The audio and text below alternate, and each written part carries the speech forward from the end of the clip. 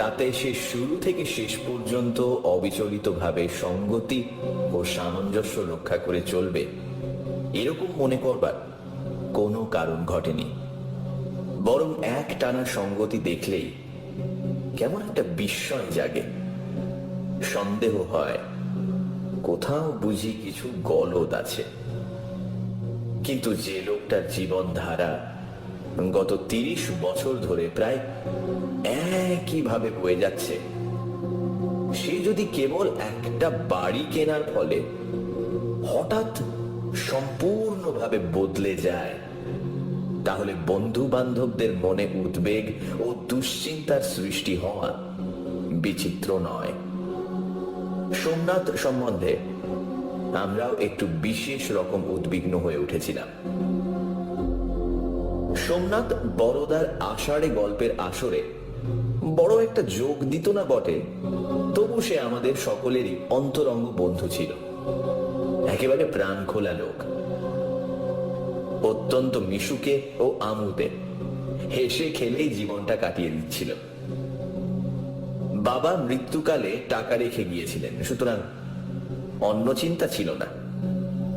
বিয়ের 3-4 বছরের মধ্যে স্ত্রীও মারা যান, কিন্তু নিঃসন্তান অবস্থায় বিপত্নিক হয়েও সে আর বিয়ে করেনি। মারাত্মক রকম বদখেয়ালও তার কিছু ছিল না। বিহার প্রান্তের বৈচিত্র্যহীন শহরে জীবনটা নেহাত একঘেয়ে হয়ে পড়লে কলকাতায় গিয়ে কিছুদিন নির্দোষ আমোদ প্রমোদ করে আসত। তারপর আবার খুশি মনে বিলিয়ার্ড খেলায় মনোনিবেশ করত। তার জীবনে একটি মাত্র নেশা ছিল, ওই বিলিয়ার্ড খেলা। সিগারেট পর্যন্ত তাকে কোনোদিন খেতে দেখিনি, কিন্তু শহরে থেকেও সন্ধ্যের পর বিলিয়ার্ড খেলবার জন্য ক্লাবে আসেনি এমন একটা দিনও মনে করতে পারি না। বাড়ি কেনার ব্যাপারটাও যে বিলিয়ার্ড খেলার সঙ্গে ঘনিষ্ঠভাবে যুক্ত, তাতে কোনো সন্দেহ নেই। তার পৈতৃক বাড়ি ছিল, বাড়িটা মন্দ নয়, একটু সেকেলে গোছের হলেও ভদ্রলোকের বাসের কিন্তু সম্পূর্ণ উপযোগী। তবু সে 17,000 টাকা খরচ করে আর একখানা বাড়ি কিনে বসলো কেন? তার কারণ অনুসন্ধান করতে গেলে একই বিলিয়ার্ড ছাড়া আর কিছুই পাওয়া যায় না। আমাদের মিউনিসিপ্যাল সীমানার এক প্রান্তে গঙ্গার ধারে একটি পুরনো বাড়ি ছিল, এবং বাড়িতে এক বুড়ি মেয়ে বাস করত। বাড়িটা বেশি পুরনো নাকি বুড়ি মেম, এটা নিয়ে আমাদের মধ্যে তর্ক হয়েছে বহুবার। শেষে আমাদের মধ্যে কেউ একজন গ্যাজেটিয়ার খুলে প্রমাণ করে দিয়েছিল যে বাড়িটাই বেশি পুরনো। প্রায় 150 বছর আগে এক নীলকর সাহেব এই কুঠি তৈরি করিয়েছিলেন। ক্রমে নীলের ব্যবসা উঠে যাওয়ায় ওটি পারিবারিক বাসভবনে পরিণত হয়েছিল। তারপর 3 পুরুষ ধরে নীলকর সাহেবের বংশধরেরা এখানেই বাস করেছে। বুড়ি শেষ উত্তরাধিকারিণী। আমাদের তর্কের নিষ্পত্তি হয়েছিল বটে, কিন্তু আর একটা প্রশ্ন উঠেছিল, বাড়ি অথবা বুড়ি, শেষ পর্যন্ত কোনটি টিকে থাকবে? কিন্তু এক্ষেত্রেও বুড়ি হেরে গেল। একদিন শুনলাম তার গঙ্গা লাভ হয়েছে।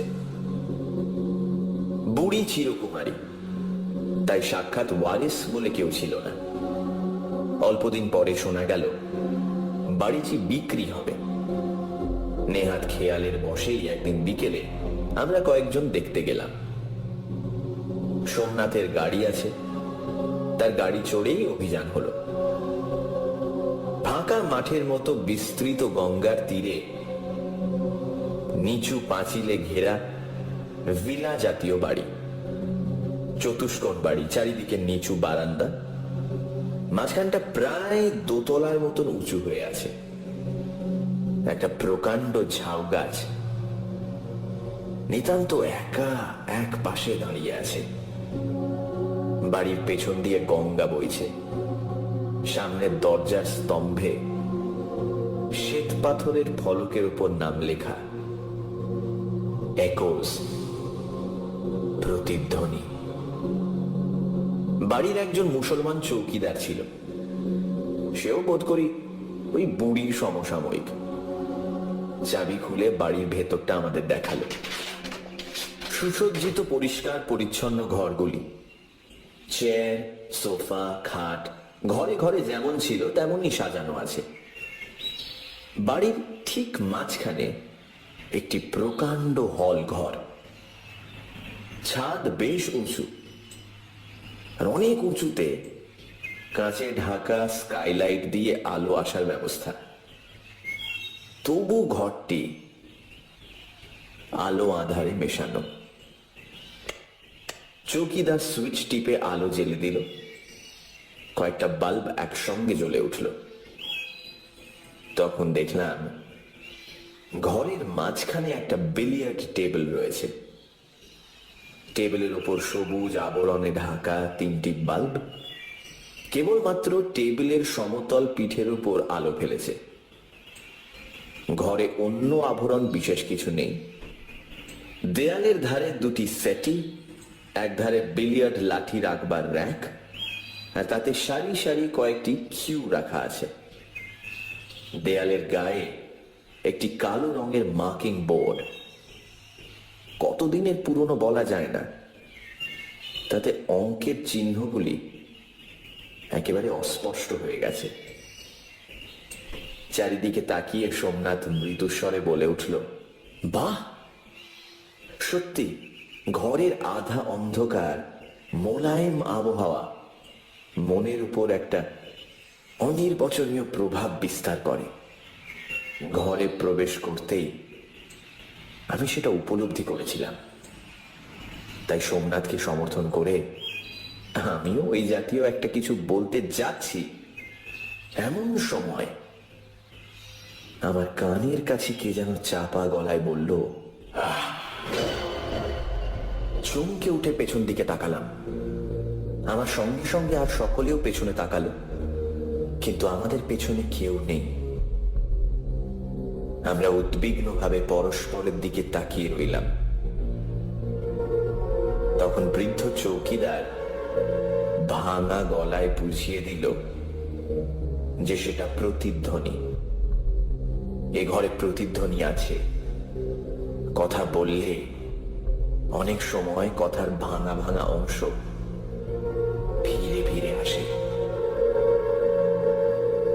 আশ্বস্ত হলাম বটে, কিন্তু মনে একটু ধোঁকা লেগে রইল। চৌকিদার অতগুলো কথা বলল, কই তার একটা কথাও তো ঘুরে এলো না। যাই হোক, ঘোরাঘুরি শেষ করে ফিরে এলাম। ফিরবার পথে সোমনাথ একবার বলল, খাসা বাড়িখানি, আর ওই বিলিয়ার্ড রুমটা তো চমৎকার।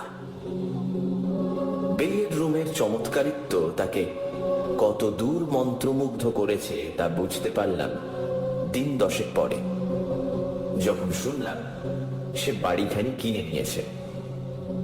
তারপর আরো বিস্ময়কর সংবাদ, সে পৈতৃক বাড়ির বাস তুলে দিয়ে নতুন বাড়িতে উঠে গেছে। গৃহপ্রবেশের দিন আমাদের সকলকে নেমন্তন্ন করে খাওয়ালো বটে, কিন্তু কেন জানি না সমস্ত ব্যাপারটাতে আনন্দ উৎসবের স্পর্শ টের পেলাম না। কেবলই মনে হতে লাগলো এটা সোমনাথের চিরবিদায় ভোজ। দাঁড়ালো ঠিক তাই। 2 মাইল দূরে উঠে গেলে পুরনো বন্ধু কিছু পর হয়ে যায় না, কিন্তু সোমনাথ যেন মনের দিক দিয়েও আমাদের অনেক দূরে সরে গেল।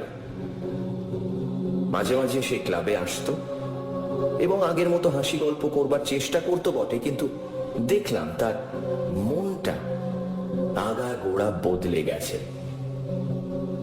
আগে যেমন সমস্ত গল্প, কৌতুক ও খেলায় মন প্রাণ ঢেলে যোগ দিতে পারত, এখন আর তেমন পারে না। তার প্রাণ খোলা হাসিটাও যেন কেমন অন্য মনস্ক হয়ে পড়েছে। যে এতদিন রক্ত মাংসের মানুষ ছিল, সে যেন হঠাৎ অবাস্তব ছায়ায় পরিণত হয়েছে। ক্লাবে বসে সোমনাথ সম্বন্ধে কথা হচ্ছিল। পৃথ্বী বলল, ক্ষুধিত পাষাণ, বাড়িটা সোমনাথকে গিলে খেয়েছে, বুঝলি? কতদিন এদিকে আসেনি? আমার হিসেব ছিল। বললাম, আমাদের নাটকের অভিনয়ের রাতে তাকে শেষ দেখেছি। তা মাসখানেক হলো। অমূল্য বলল, ক্ষুদিত পাষাণ টাষাণ নয়, আসলে নিজের বিলিয়ার্ড টেবিল পেয়েছে, রাত দিন তাই খেলছে। বড়দা এক পাশে বসেছিল, কড়িকাঠের দিকে চোখ তুলে বলল, অমূল্য ভুরু তুলে তার দিকে ফিরল। হু মানে কি বলতে চাও? তাকে ভূতে পেয়েছে? বড়দা উত্তর দিল না, কড়িকাঠের দিকে তাকিয়ে রইল। তারপর চোখ নামিয়ে আমাকে লক্ষ্য করে বলল, যে রাতে সোমনাথ আমাদের নেমন্তন্ন করে খাইয়েছিল, সে রাতের কথা মনে আছে? কোন কথা? খাওয়া দাওয়ার পর তুমি আর সোমনাথ বিলিয়ার্ড খেলেছিলে, বোধহয় ভোলনি। আমি বসে তোমাদের খেলা দেখছিলাম। সে সময় তোমার নিজের খেলার কোনো বিশেষত্ব লক্ষ্য করনি? লক্ষ্য যে করেছিলাম তা নিজের কাছেও এতদিন স্পষ্টভাবে স্বীকার করিনি, অথচ বড়দা সেটা লক্ষ্য করেছে। ভালো খেলোয়াড় বলে আমার অহংকার নেই, কিন্তু সেদিন আমার খেলা আশ্চর্য রকম খুলে গিয়েছিল। শুধু তাই নয়, একটা অদ্ভুত অনুভূতি আমাকে ঘিরে রেখেছিল। প্রত্যেকবার বল মারার সময় মনে হয়েছিল আমি খেলছি না, অন্য কেউ আমার হাত ধরে খেলে দিচ্ছে। আমি হয়তো পট রেড মারবার চেষ্টা করছি, কিন্তু বলের সাথে কিউ এর সংস্পর্শ ঘটবার আগেই যেন একটা অদৃশ্য হাত আমার হাতে কিছুটা নাড়া দিয়ে আমাকে লক্ষ্যভ্রষ্ট করে দিচ্ছে। ফলে আমার বল রেডকে স্পর্শ করে সমস্ত টেবিল ঘুরে একটা অসম্ভব পকেটে প্রবেশ করত। এমনি অনেকবার ঘটল। ক্রমে আমার মনে এমন একটা মোহাচ্ছন্ন ভাব এসে পড়ল যে যন্ত্রের মতো খেলে গিয়েছিলাম। সোমনাথ সেদিন আমাকে হারাতে পারেনি। খেলা শেষে মোহের অবস্থা কেটে গেলে এই বলে নিজেকে বোঝাবার চেষ্টা করছিলাম যে খেলার ক্ষেত্রে কখনো কখনো এরকম অঘটন ঘটে যায়। খারাপ খেলোয়াড়ও হঠাৎ ভালো খেলে ফেলে, কিন্তু এর মধ্যে অলৌকিক কিছু আছে সেটা কিন্তু তখন ভাবিনি। আজ বড়দা মনে করিয়ে দিতেই সমস্ত ঘটনা হঠাৎ মনে পড়ে গিয়ে একেবারে বিদ্যুৎ স্পৃষ্টের মতো চমকে উঠলাম। আমি বড় বড় চোখে চেয়ে আছি দেখে বড়দা বলল, তাহলে লক্ষ্য করেছিলে? আমি আরেকটা জিনিস শুনেছিলাম যা তোমরা কেউ শোনোনি। খেলায় মগ্ন ছিলে বলেই বোধহয় শুনতে পাওনি। কি? হাততালির শব্দ। সোমনাথ একটা খুব সুন্দর মার মেরেছিল। 3টে বলে ঠোকাঠুকি হয়ে 3টেই একই পকেটে গেল। ঠিক তারপর কে যেন খুব মোলায়েম হাতে হাততালি দিয়ে উঠল। অমূল্য বলল, ওটা প্রতিধ্বনি। আরে যেখানে সহজ স্বাভাবিক ব্যাখ্যা সম্ভব সেখানে ভূত প্রেত টেনে আনার কি মানে হয় সেটা তো বুঝি না। বলে বলে ঠোকাঠুকি হওয়ার আওয়াজ প্রতিধ্বনিত হলে সেটা হাততালির মতোই শোনায়।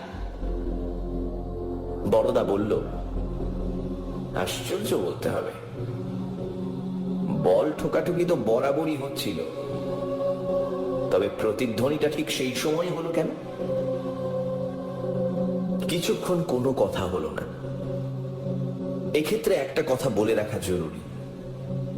এর আগে আমি বহুরূপী নামে একটি গল্প লিখেছি এবং সেটা লেখার পর বরদা সম্বন্ধে আমাদের মনের ভাব কিন্তু বেশ পরিবর্তিত হয়েছিল। সকলেরই নাস্তিকতার গোড়া একটু আলগা হয়ে গিয়েছিল। চুনি তো বিস্তর বই কিনে মহা উৎসাহে প্রেততত্ত্বের চর্চা আরম্ভ করে দিয়েছিল।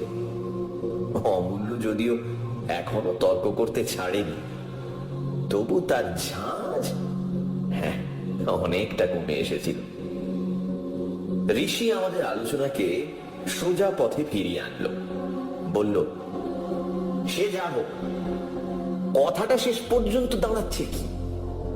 সোমনাথে যে বাড়ি কিনে একেবারে আলাদা মানুষ হয়ে গেল, আমাদের সংসর্গ পর্যন্ত ছেড়ে দিল, এর কারণটা তো কেউ দেখাতে পারলো না। তাকে ভূতে পেয়েছে এই কথায় শ্রদ্ধা করা যায় না। তবে কি হয়েছে তা? বড়দা আস্তে আস্তে বলল, আমার কি মনে হয় জানো, সোমনাথ আমাদের চেয়ে ঢের বেশি মনের মতো সঙ্গী পেয়েছে। পুরনো বাঁধনের পাশে খুব শক্ত নতুন একটি বাঁধন পড়েছে, তাই পুরনো বাঁধন ঢিলে হয়ে গেছে। বড়দার কথার ইঙ্গিতটা ভুল করবার মতো নয়, কিন্তু এতটাই আজগুবি যে নির্বিচারে মেনে নেওয়াও যায় না। অমূল্য আমাদের সকলের মনের ভাব যেন প্রতিধ্বনিত করে বলল, অর্থাৎ তুমি বলতে চাও এক দঙ্গল ভূতের সঙ্গে সোমনাথের এতই দহরম মহরম হয়ে গেছে যে মানুষের সঙ্গে তারা ভালো লাগছে না? এবারও বড়দা সোজাসুজি উত্তর দিল না, বরঞ্চ যেন নিজের চিন্তায় নিমগ্ন হয়ে গেছে এমনই ভাবে চুপ করে রইল। মিনিট 2-3 পরে কতটা নিজের মনেই বলল, একস প্রতিধ্বনি। অদ্ভুত নাম বাড়িটার। যে লোক বাড়ি তৈরি করেছিল সেই হয়তো নামকরণ করেছিল, কিংবা তার পরবর্তীরা বাড়ির আবহাওয়া দেখে নাম রেখেছিল প্রতিধ্বনি। চুনি এতক্ষণ বসে আলোচনা শুনছিল, কোনো কথা বলেনি। এখন একবার গলা খাঁকড়িয়ে বলে উঠল, কিছুদিন থেকে একটা থিওরি আমার মাথায় ঘুরছে। কিসের থিওরি? এইসব হানাবাড়ি সম্বন্ধে। এখনো থিওরিটা খুব স্পষ্ট রূপ গ্রহণ করেনি, তবু কি থিওরি তোমার শুনি? চুনি একটু দোনামোনা করে বলল, ওই প্রতিধ্বনি শব্দটার মধ্যেই আমার থিওরিটা রয়েছে। দেখো, শব্দের যেমন প্রতিধ্বনি আছে, তেমনি বাস্তব ঘটনারও তো প্রতিধ্বনি থাকতে পারে, নাকি?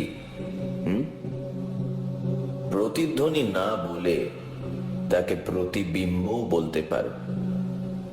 ব্যাপারটা মূলে একই। প্রতিধ্বনি সব সময় থাকে না। এই ঘরের মধ্যে তোমরা গলা ফাটিয়ে চিৎকার করলেও এতটুকু প্রতিধ্বনি পাবে না। আবার এমন একটা স্থান আছে যেখানে চুপি চুপি একটা কথা উচ্চারণ করলেও কোন অদৃশ্য প্রতিবন্ধকে ধাক্কা খেয়ে সেটা দ্বিগুণ হয়ে ফিরে আসে। আমার মনে হয় হানা বাড়িগুলো এইরকম জায়গা। গ্রামোফোন রেকর্ডের মতো তারা অতীতের কতগুলো বাস্তব ঘটনা জমিয়ে রাখে, তারপর সুবিধে পেলেই তার প্রতিধ্বনি করতে থাকে।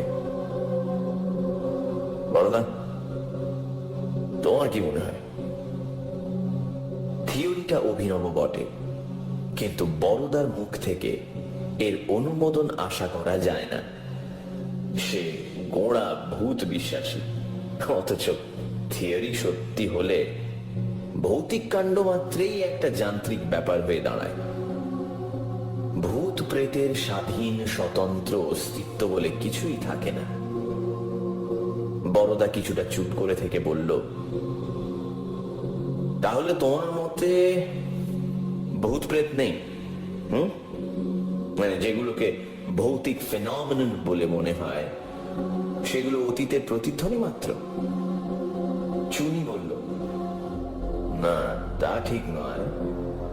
আমি বলতে চাই ভূত প্রেত থাকে থাক, কিন্তু হানা বাড়িতে সাধারণত যেসব ব্যাপার ঘটে থাকে সেগুলো হয়তো অধিকাংশই এই প্রতিধ্বনি জাতীয়। আমি বললাম, সোমনাথের বাড়িতে প্রতিধ্বনি আছে, সেটা আমরা দেখেছি। সেটা কোন জাতীয়? চুনি বলল, সেটাই তো আমি পরীক্ষা করে দেখতে চাই। এ, তোমাকে রাজি আছো? কি করতে হবে? আমি স্থির করেছি একদিন সোমনাথের বাড়িতে গিয়ে রাত কাটাবো। সে হঠাৎ এমন বদলে গেল কেন, তার একটা সন্তোষজনক কৈফিয়ত আবশ্যক। সুতরাং মনস্তত্ত্বের দিক দিয়েও পরীক্ষাটা খুব একটা ফেলনা হবে না। আর যদি সে এমন কিছু পেয়ে থাকে যার তুলনায় তার আজন্মের সমস্ত বন্ধন ঢিলে হয়ে গেছে, তাহলে সেই অপূর্ব বস্তুটি কি তাও তো আমাদের জানা দরকার, নাকি? অমূল্য একটু মুখ বাঁকিয়ে কবিতা আবৃত্তি করলো। যে ধনে হইয়া ধনী, মনিরে মানো না মনি, তাহারই খানিক মাগি আমি নত শিরে। যদি সুবিধে হয় গোটা কয়েক প্রেতাত্মা বড়দার জন্য চেয়ে নিয়ে এসো, আমাদের এই ক্লাব ঘরে পুষে রাখা যাবে। আমি চুনির দিকে ফিরে বললাম, বেশ, আমি তোমার সঙ্গে যেতে রাজি আছি।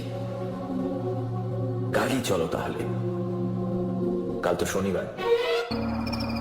পরদিন সন্ধ্যেবেলা সোমনাথের বাড়ির সামনে যখন পৌঁছলাম, তখন অন্ধকার অন্ধকার হয়ে এসেছে। প্রকাণ্ড মাঠের মাঝখানে বাড়িখানা যেন একেবারে জনশূন্য মনে হলো। বাড়ির বারান্দায় উঠেও কাউকে দেখতে পেলাম না। আমি ও চুনি মুখ চাওয়াচাবি করতে লাগলাম। চাকর বাকর কেউ কি নেই নাকি? সব গেল কোথায়? একটা হাঁক দেব মনে করছি, এমন সময় ভেতর থেকে খট খট শব্দ শুনতে পেলাম। ভুল হবার নয়, বিলিয়ার্ড বলের ঠোকাঠুকি লাগার শব্দ। আশ্চর্য লাগলো, এই ভর সন্ধ্যেবেলা সোমনাথ বিলিয়ার্ড খেলছে।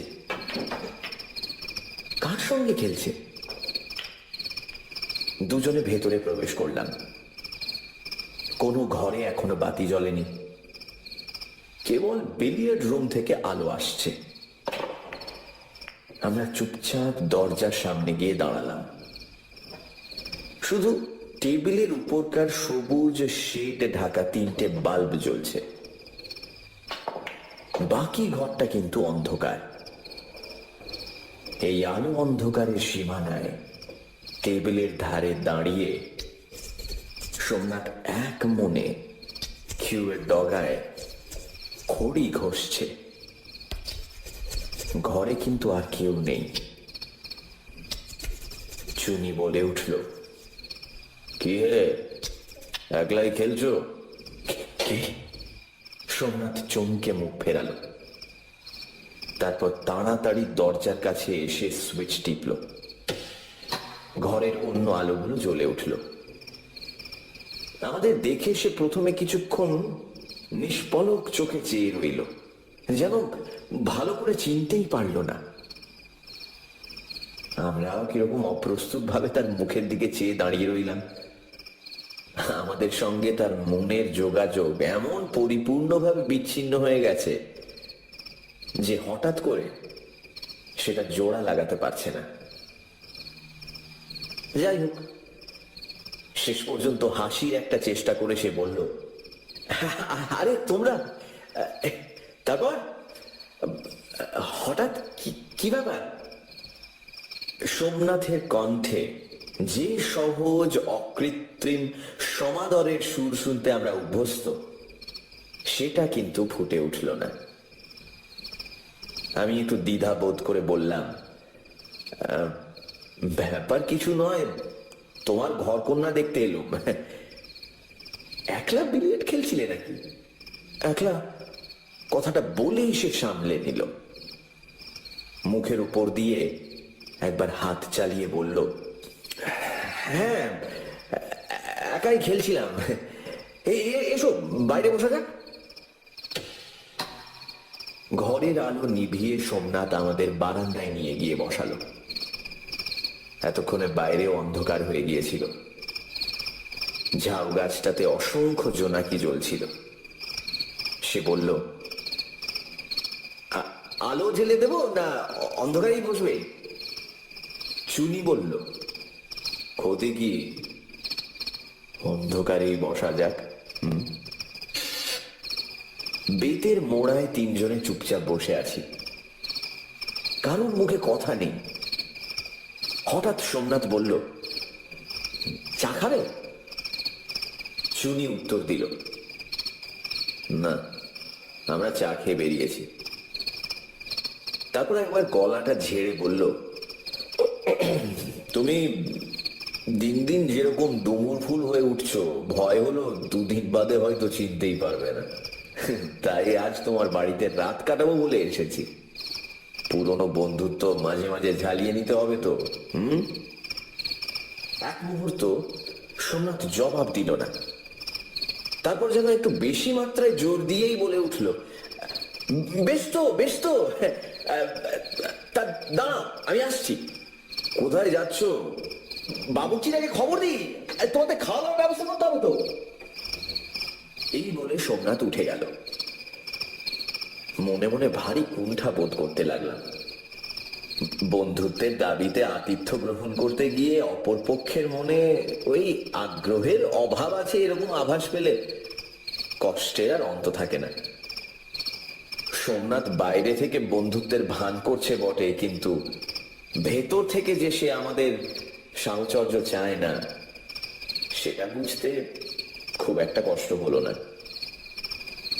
আগেকার অবাধ স্বচ্ছন্দ আত্মীয়তা না, সেটা আর নেই। শুধু তাই নয়, আমরা হঠাৎ এসে পড়ায় সে বিশেষ বিব্রত হয়ে পড়েছে, যেন তার সুনিয়ন্ত্রিত কাজের মধ্যে আমরা একটা বাধা ঘটাচ্ছি। চুনি খাটো গলায় বলল, কি হে, কিরকম মনে হচ্ছে? সুবিধে নয়, ফিরে গেলেই বোধহয় ভালো হতো। থাকতে হবে। চুনি আরো কিছু বলতে যাচ্ছিল, কিন্তু থেমে গেল। পরিপূর্ণ অন্ধকারে কেউ কাউকে দেখতে পাচ্ছিলাম না। অস্পষ্ট শব্দে বুঝলাম সোমনাথ ফিরে এসে মোড়ায় বসেছে। মোড়ার মচমচ শব্দ যে আমি শুনেছিলাম, সেটা শপথ করে বলতে পারি। চুনি সহজ আলাপের সুরে সোমনাথকে উদ্দেশ্য করে বলল, তারপর একলা থাকতে তোমার কোনো কষ্ট হচ্ছে না? সোমনাথ উত্তর দিল না। এই সময় কেন জানি না আমার ঘাড়ের রোঁয়া হঠাৎ শক্ত হয়ে খাড়া হয়ে উঠল। চুনিও হয়তো কিছু অনুভব করে থাকবে। কিছুক্ষণ চুপ থেকে সে হঠাৎ দেশলাই জ্বালল। দেখলাম সোমনাথের মোড়ায় কেউ বসে নেই। দেশলাইয়ের কাঠি শেষ পর্যন্ত জ্বলে আস্তে আস্তে নিভে গেল। আটকে রাখা নিঃশ্বাস ছেড়ে চুনি মৃদুস্বরে বলল, প্রতিধ্বনি। এইবার সোমনাথের স্পষ্ট পায়ের আওয়াজ শুনতে পেলাম। শব্দটা কাছে এলে চুনি বলে উঠল, সোমনাথ। হ্যাঁ, আলোটা জ্বেলে নাও ভাই, অন্ধকার আর ভালো লাগছে না। কথা শেষে হাসতে গিয়ে তার গলাটা কেঁপে গেল। বারান্দার আলো জ্বেলে দিয়ে সোমনাথ এসে বসল। সাদা ঢাকনির মধ্যে হালকা একটা বাল্ব স্নিগ্ধ আলো ছড়াচ্ছে। অন্ধকারের চেয়ে এই ভালো, তবু তো একে অপরের মুখ দেখা যায়। সোমনাথ বলল, বাবুজিকে বলে এলাম, শুধু মুরগির কারি আর পরোটা, এই তার বেশি কিছু জোগাড় হয়ে উঠল না। ইতিমধ্যে যে ক্ষুদ্র ব্যাপারটি ঘটে গিয়েছিল তার উল্লেখ না করে চুনি বলল, যথেষ্ট যথেষ্ট, অমৃতের ব্যবস্থা থাকলে 5 রকম ব্যঞ্জনের দরকার হয় না। কিন্তু তুমি বাবুজি রেখেছ যে? সোমনাথ একটু চুপ করে থেকে বলল, রাখিনি ঠিক, ওই বাড়ির যে বুড়ো চৌকিদারটা ছিল সেই রেঁধে দেয়। রাধুনি বামুন পেলে না?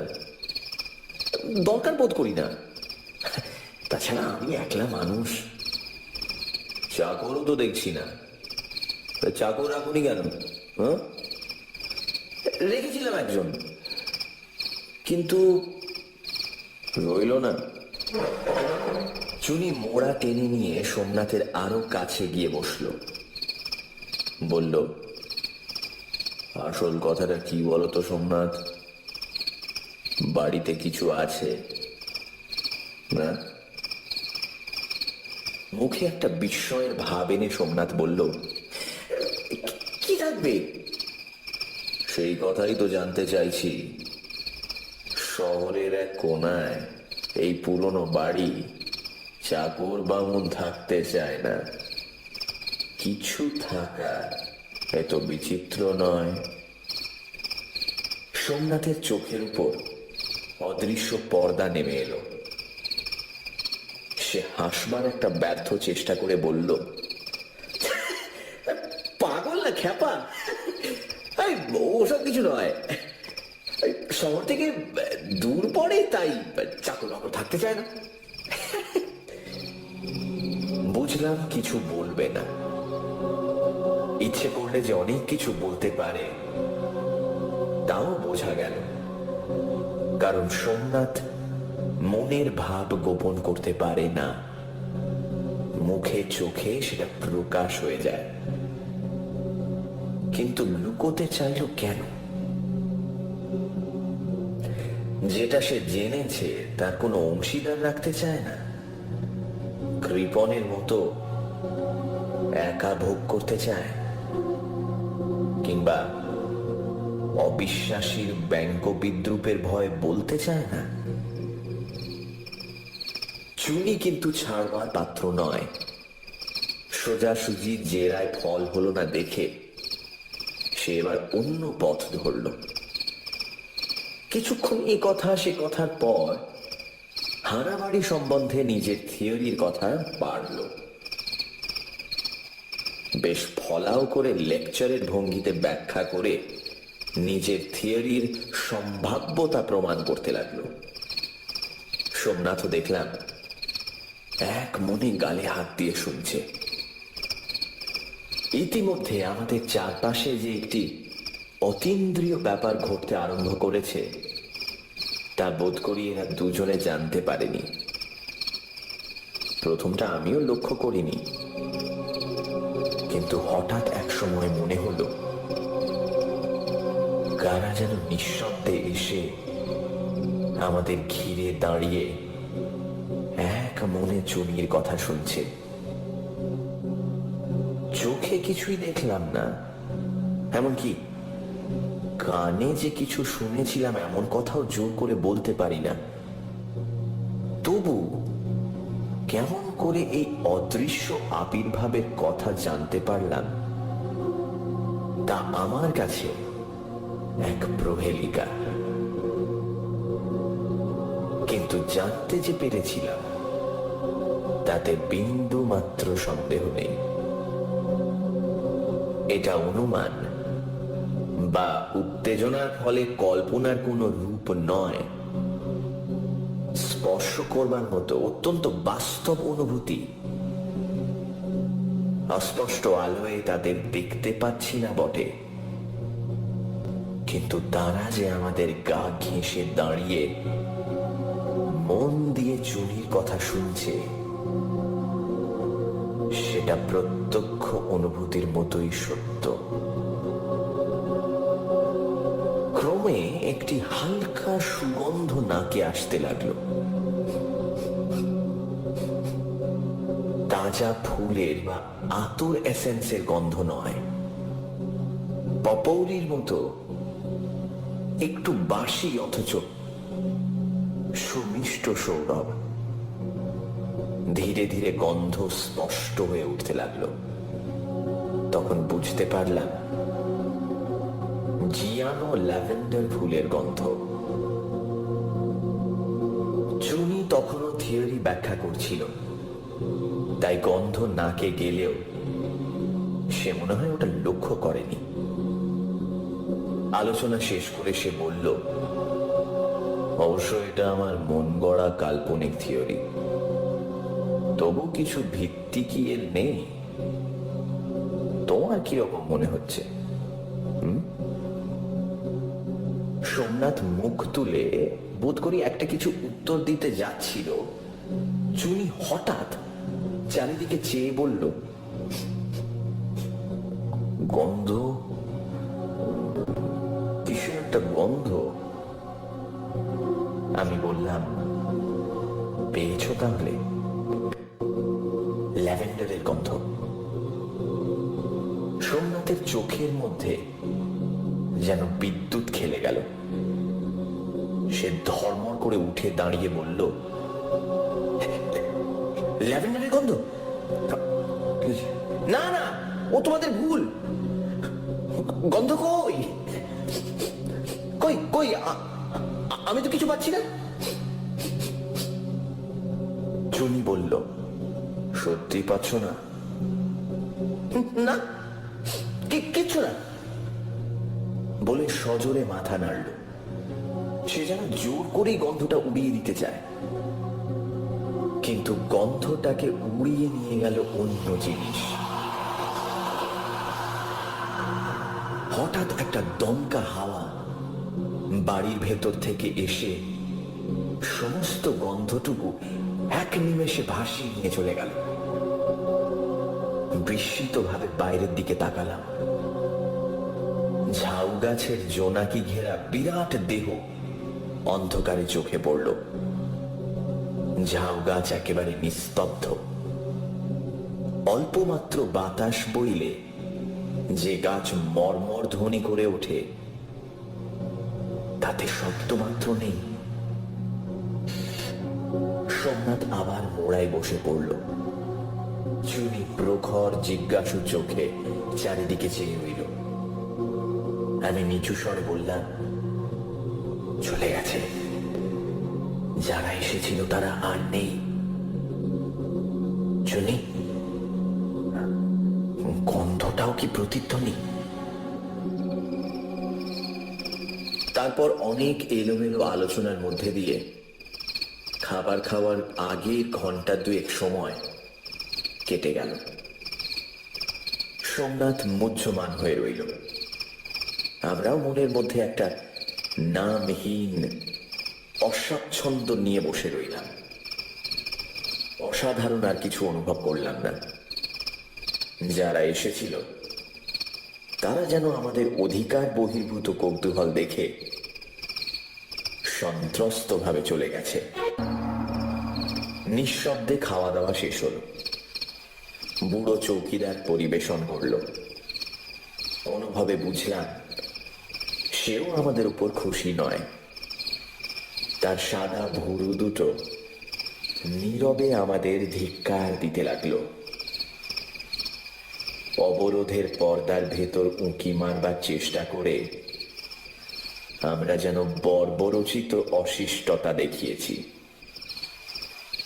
বারান্দার এক প্রান্তে 3টি ক্যাম্প খাট পেতে শোয়ার ব্যবস্থা হয়েছিল।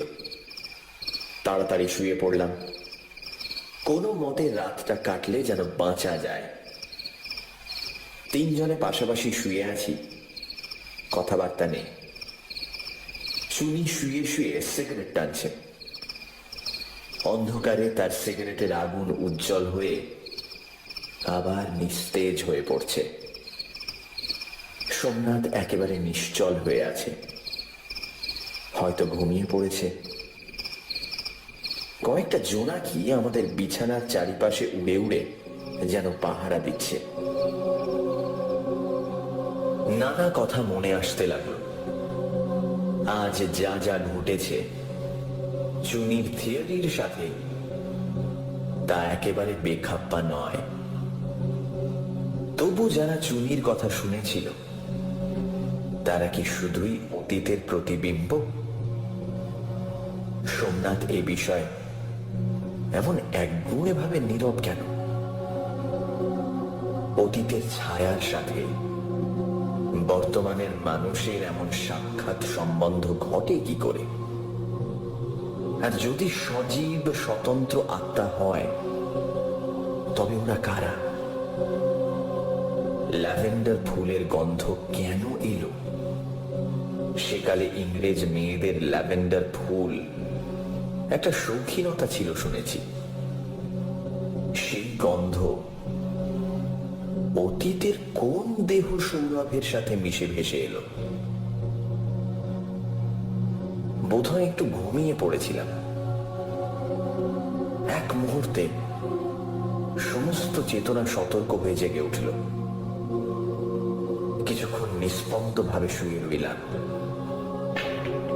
তারপর বাড়ির ভেতর থেকে পরিচিত খট খট শব্দ কানে এলো। ঘাড় তুলে দেখলাম চুনি বিছানায় উঠে বসে আছে। সে নিঃশব্দ পদে উঠে এসে আমার কানে কানে বলল, শুনতে পাচ্ছ? সোমনাথ বিছানায় নেই, কখন উঠে গেছে। এসো দেখা যাক। শব্দ করো না। তন্ত্রার মধ্যে 1 ঘন্টা কেটে গেছে। রেডিয়াম যুক্ত হাত ঘড়ি দেখে বুঝতে পারলাম রাত 11:30। অন্ধকারে পা টিপে টিপে দুজনে বিলিয়ার্ড ঘরের দিকে চললাম। দরজা পর্যন্ত গিয়ে আমরা আর এগোলাম না। টেবিলের উপর তেমনি 3টি আলো জ্বলছে, বাকি ঘর অন্ধকার। সোমনাথ টেবিলের উপর ঝুঁকে বল মারছিল। তার মুখ স্পষ্ট দেখতে পেলাম। মুখের চেহারা একেবারে বদলে গেছে। সন্ধেবেলার সেই অবসাদগ্রস্ত মুহ্যমান ভাব আর নেই।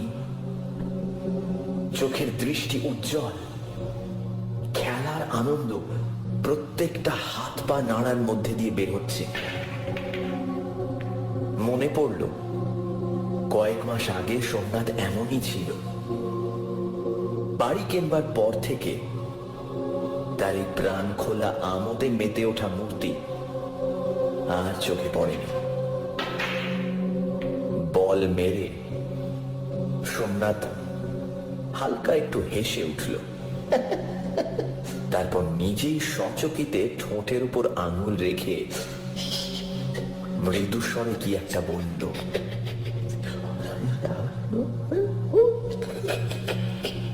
পরক্ষণে আরেকটি সুমিষ্ট হাসির শব্দ কানে এলো। হয়তো এটি সোমনাথের হাসির প্রতিধ্বনি, কিন্তু পর্দায় ও মিষ্টতায় এত তফাৎ যে নারী কণ্ঠের হাসি বলে ভুল হয়। খেলা চলতে লাগলো। সোমনাথ একা খেলছে, তবু যেন একা খেলছে না, কারোর সাথে কৌতুকপূর্ণ প্রতিযোগিতা চলছে সোমনাথের। সম্মোহিতের মতো দরজার বাইরে দাঁড়িয়ে দেখতে লাগলাম। সোমনাথ খেলছে, মৃদুস্বরে কাঠের সঙ্গে যেন কথা বলছে। সাবধানে গলা নামিয়ে হাসছে। প্রতিধ্বনিও তার সাথে তাল রেখে চলেছে। কখনো ভারী গলায় গম্ভীর আওয়াজ হচ্ছে, আবার কখনো কোমল কণ্ঠের অর্ধোচ্চারিত মৃদু ভাষণ কানে কানে অর্থহীন কথা বলে যাচ্ছে। সমস্তটাই যেন চুপি চুপি, লুকিয়ে লুকিয়ে ঠাট্টা তামাশা চলছে। তাই রঙ্গরস আরো গাঢ় হয়েছে। বুঝতে পারলাম আমরাই এই লুকোচুরির লক্ষ্যবস্তু। আমাদের জন্যই এরা প্রকাশ্য মজলিস জমাতে পারছে না। সন্ধেবেলা এসে রসভঙ্গ করেছিলাম, পাছে জেগে উঠে আবার বিঘ্ন ঘটাই। তাই গভীর রাতে এই সতর্কতা। আমাদের পাশ দিয়ে কি একজন চলে গেল। চুনি নিঃশব্দে আমার হাত ধরে টেনে রইল। ফিরে এসে বিছানায় বসলাম। চুনি জিজ্ঞাসা করল, সোমনাথ ছাড়া আর কাউকে দেখতে পেলে? না, চোখে দেখিনি, কিন্তু জানি, কিন্তু সেগুলো যে আমাদের মনের কল্পনা নয় তার প্রমাণ কি? সোমনাথ হয়তো পাগল হয়ে গেছে, তাই নিজের মনে হাসছে, কথা বলছে। হ্যাঁ, কিন্তু গন্ধ, আওয়াজ, এগুলো কি? এগুলো প্রতিধ্বনি হতে পারে। হয়তো এই প্রতিধ্বনি সোমনাথকে পাগল করে দিয়েছে। এখনো পর্যন্ত আমরা চোখে কিছু দেখিনি, শুধু শব্দ আর গন্ধ। অতীতের কতগুলো শব্দ গন্ধ এই বাড়িটাকে আঁকড়ে ধরে আছে। তাতে দেহ বিমুক্ত স্বতন্ত্র আত্মার অস্তিত্ব প্রমাণ হয় না। প্রমাণ যে হয় তার পরিচয় সঙ্গে সঙ্গে পেলাম। জোনাকির উল্লেখ আগে কয়েকবার করেছি,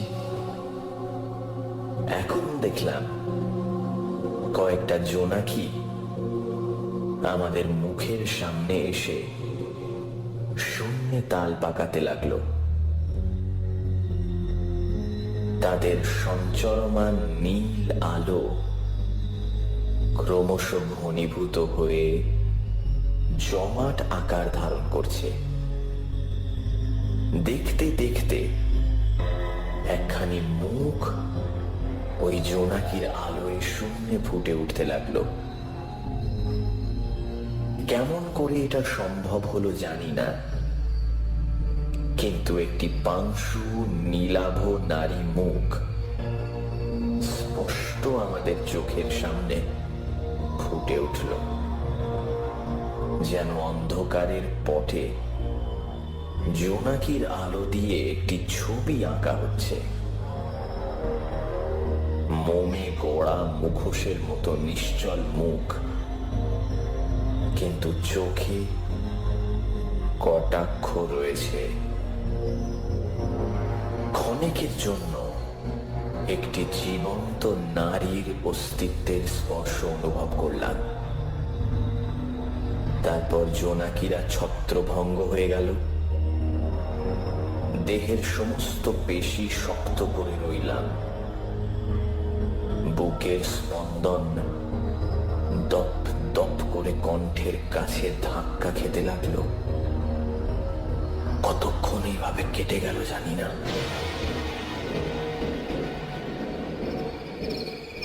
আমি প্রথম কথা বললাম, শুনি, এবার চোখে দেখা হয়েছে? এও কি প্রতিধ্বনি? চুনি উত্তর দিল না। আস্তে আস্তে বিছানায় শুয়ে পড়ল। পরদিন সকালে বিলিয়ার্ড রুমে দাঁড়িয়ে সোমনাথের কাছ থেকে বিদায় নিলাম। চুনির চোখের কোলে কালি পড়েছিল। সম্ভবত আমার মুখখানাও নিশ্চিহ্ন ছিল না, কিন্তু আয়নার অভাবে নিজের অবস্থা ঠিক বুঝতে পারছিলাম না। চুনি বলল, একটা রাত তোমাকে খুবই জ্বালাতন করলুম, কিছু মনে করো না সোমনাথ। সোমনাথ বলল, না না, সে কি কথা। চুনি বলল, যা হোক, আমাদের দিক থেকে অভিযান একেবারে নিষ্ফল হয়নি, কতকগুলো নতুন অভিজ্ঞতা লাভ করা গেল। আমাদের দুঃখ শুধু এই যে তোমার অভিজ্ঞতা তুমি আমাদের কাছে লুকিয়েই রাখলে, প্রকাশ করলে না। সোমনাথ কুণ্ঠিত চোখে চেয়ে রইল। আমার থিওরি কাল তোমায় বলেছি, সেটা সত্যি কি না ইচ্ছে করলেই তুমি বলতে পারতে। কি কি কি বলতে পারতুম? সোমনাথ ঢোক গিলল। এখনো বলতে পারো। কাল রাতে আমরা যা যা অনুভব করেছি সেগুলো কি এই বাড়িতে সঞ্চিত কতকগুলো স্মৃতির ছায়া, না সত্যিকার জীবন্ত কিছু আছে? সোমনাথ উত্তর দিল না, ঘাড় হেঁট করে বসে রইল। উত্তর দিল প্রতিধ্বনি। কানের কাছে চুপি চুপি এসে বলে গেল,